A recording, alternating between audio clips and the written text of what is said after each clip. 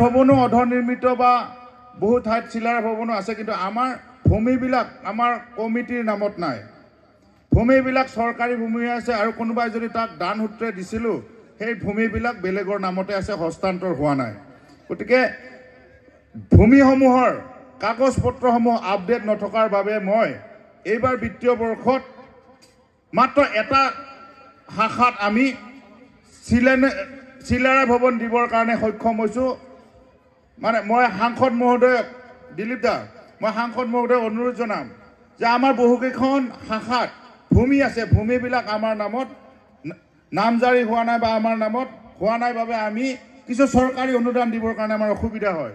মই আগ্ৰহ প্ৰকাশ কৰিম, যিহেতু লেণ্ড এডভাইজাৰী বোৰ্ডত তেখেত আছে, আমাৰ চিপাঝাৰ বিধায়ক মহোদয় আছে বা আমাৰ দুই এজন আৰু তেনেকুৱা ধৰণৰ মানুহ আছে, আমাৰ যিহেতু মানুহখিনি আছে, আমাৰ যিখিনি ভূমিৰ সমস্যা আছে সেইখিনি যাতে অহা খুব কম সময়ৰ ভিতৰত আমাৰ নামত মাটি আছে যদিও আমাৰ নামত মাটিখিনি যাতে নামজাৰি হৈ যায় সুকলমে তাৰ ব্যৱস্থাখিনি হাতত ল'বৰ কাৰণে মই অনুৰোধ জনাইছোঁ।